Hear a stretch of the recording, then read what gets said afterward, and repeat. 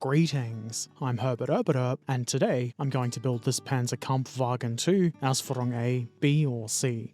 I chose A or B. The instructions don't really seem to differentiate between the two, at least not until it's time for markings. Anyway, as you can hopefully tell from the box, this is a 48th scale model from Tamiya. Inside the box we find some sprues. Who would have thought? As I, and probably most people would expect from Tamiya, these are very nicely moulded. They're neat and crisp.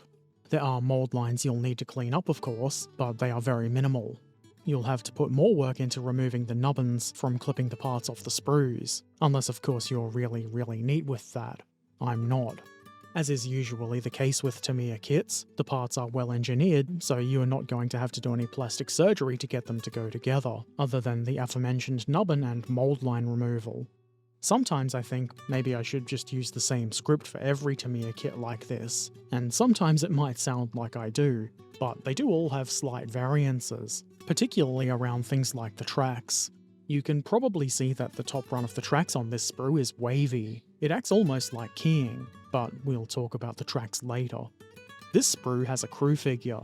I do like that this figure has legs. Often commanders that are intended for mounting in the cupola don't have any legs. Does that mean that Herbert is finally going to install a crew figure? Stay tuned to find out.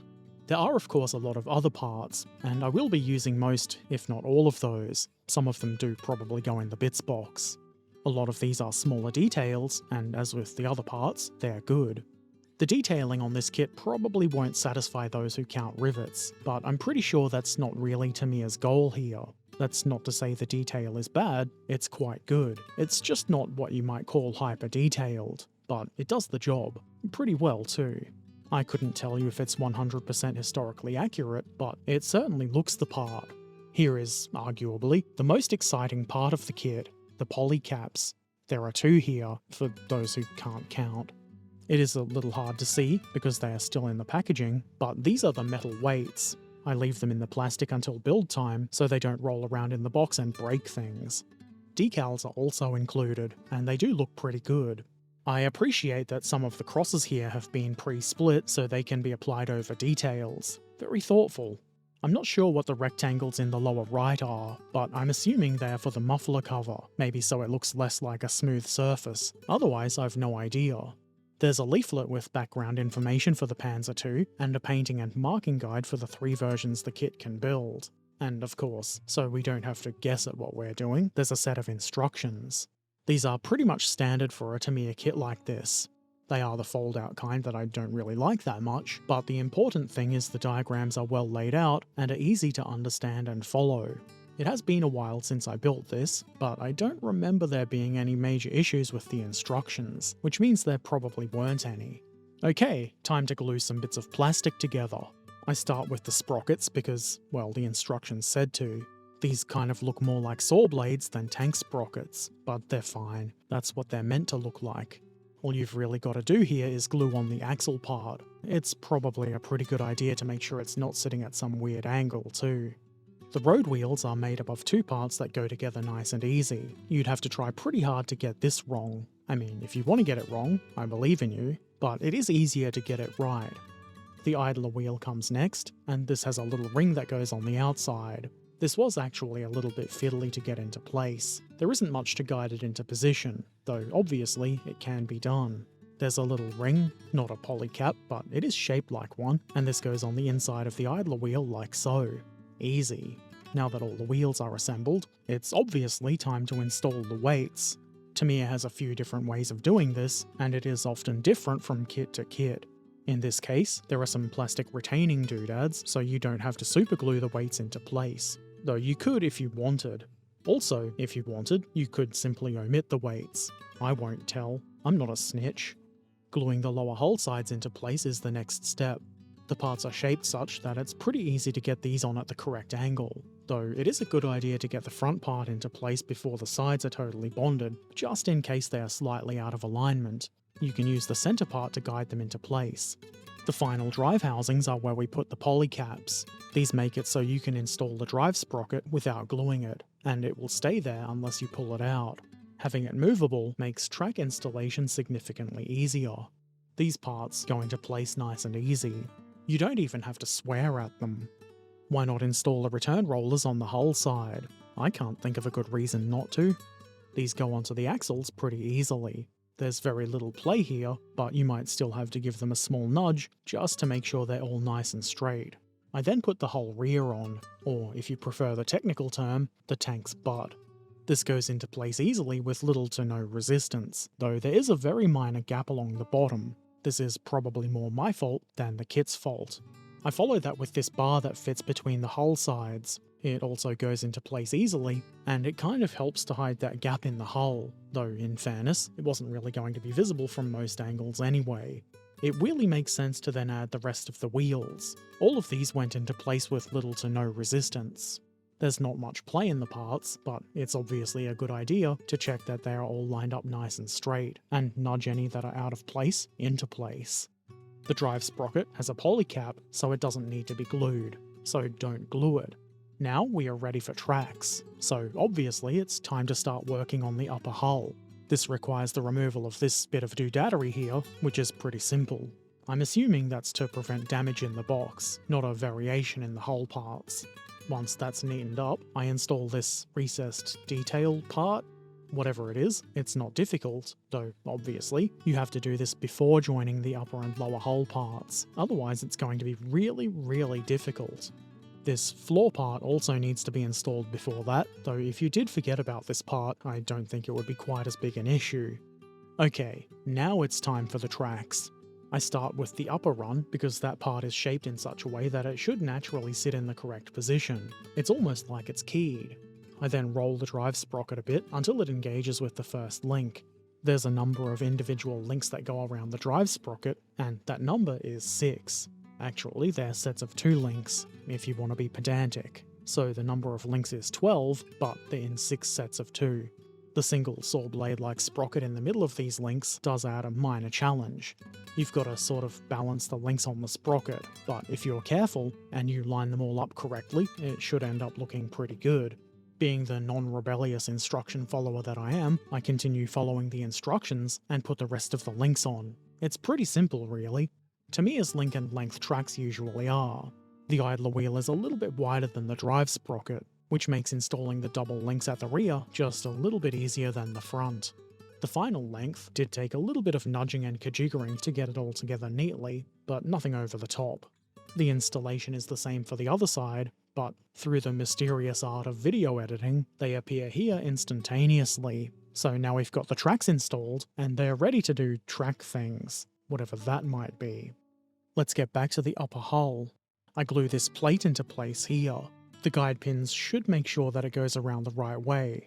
I then add some of the upper hull panels, this one on the front left, and then one on the rear left of the fighting compartment. They more or less just plop right into place. Above that rear plate I add this, I don't know what it's called, deflector.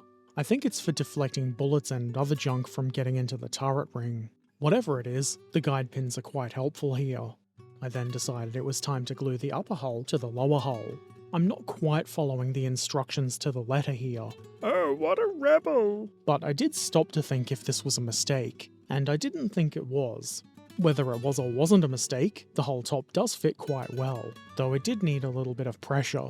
Once that's together, I added the rear guard doodads. This was a little bit more fiddly than the video seems to show. Nothing outrageously difficult, just a little bit fiddly. The instructions do want this done before gluing the whole top down, but I don't think that really has any bearing on the fiddliness of this. The left one protrudes outward a little bit, more than the right one does anyway. I'm pretty sure it's not meant to be that way, but I was unable to correct it. At the front of the hull, I add more fighting compartment outer armor plate parts. These are just as easy as the other two. I assume the reason for these being separate pieces is to make moulding the parts a bit easier, because there are no alternative parts like there would be if it was a case of different parts for different variants. There's another one of these deflector doodads, or whatever it is, for the front too. Moving on, it's time for the hatches that go in the fighting compartment front and side plates. These have optional parts. The ones I've chosen represent the A and B variant. The C variant has fewer of these raised bumps around the vision slit. There is one for the rear too, but I'm saving that for later. The hooks at the front here have their mounting plates moulded into them, which makes installation very easy. I then add the bracing for the guards here. There are recesses and guide pins here, so it's not difficult, though you might find tweezers to be helpful. The ends of the mudguards go on next. These are hinged, as opposed to unhinged, so there should be a slight gap there. I have seen enough examples of the Panzer II with these missing that I would consider this an optional part, so if you'd prefer to leave it off, why not? Time for a couple of sub-assemblies. The jack, which requires one little platey boy glued to it, is simple enough. Then the muffler gets glued into the shield, I guess you'd call it. I made a mistake here. I know, unbelievable, right? For the A and B variant, you're supposed to drill a hole in the shield. Guess who didn't drill a hole? The two halves of this, I assume, sauerkraut stowage box also need to be glued together. No mistakes here, probably. Assembling this smoke candle duver was a little bit fiddly, because the parts, or at least the side parts, are quite small. They do fit together well, it's just a matter of getting them into place without getting glue all over your gigantic fingers. It's not a bad idea to give the outer part a little bit of time to bond before installing the inner part, which goes into place nice and easy.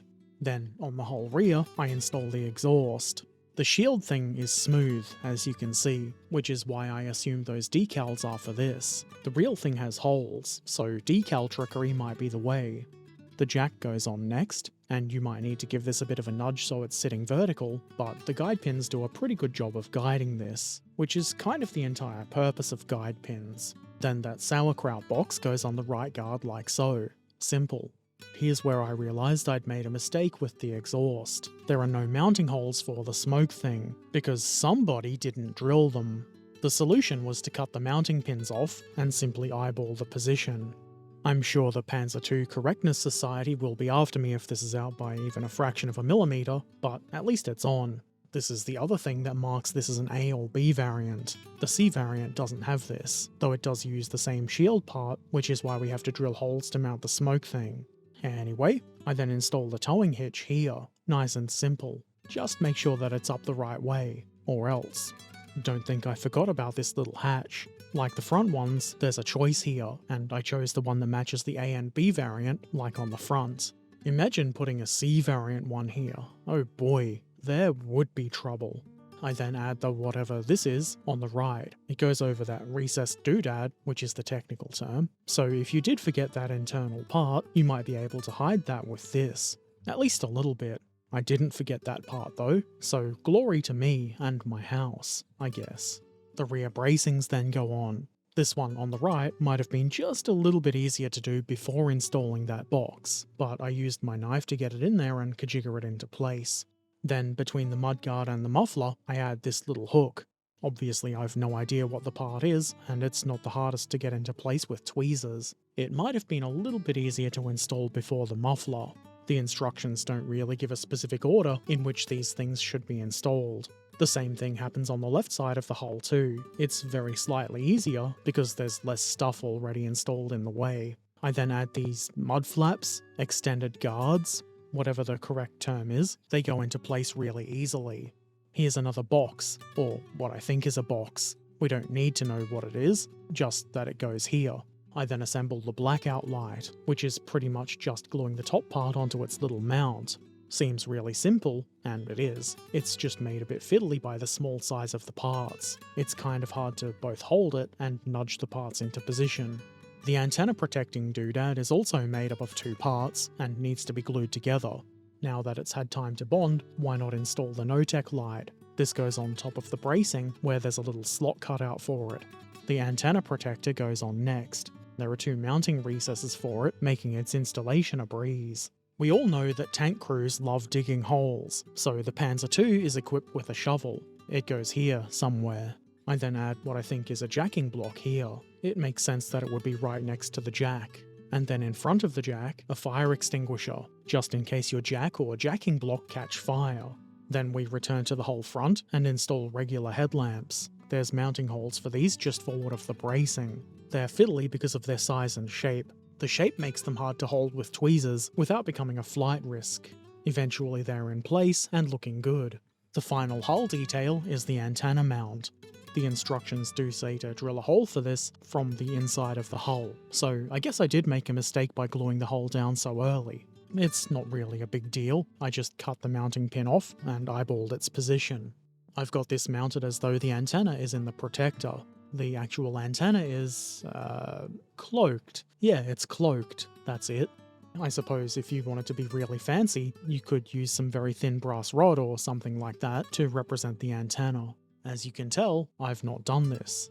Hold on to your hats, it's turret time. I start by gluing the lower part, with the locking tab mechanism, into the top part of the turret. It's almost done. For whatever reason, I forgot to video myself installing the inner gun mantlet part into this turret front part.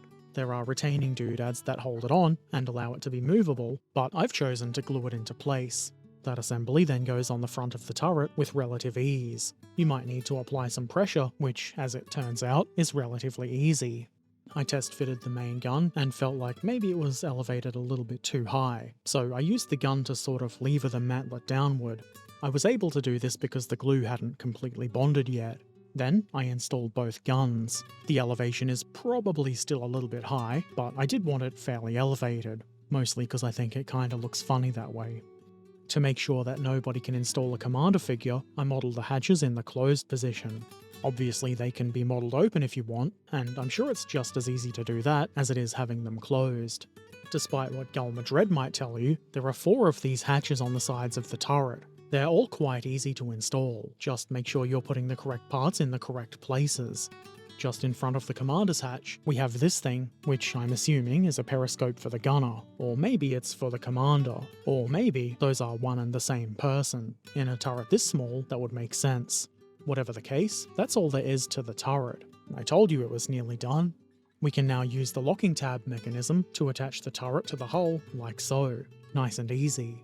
And with that, the 48th scale Panzer II, Ausführung A or B, I don't know, from Tamiya is now completed. I think this is a nice little model. It looks quite good.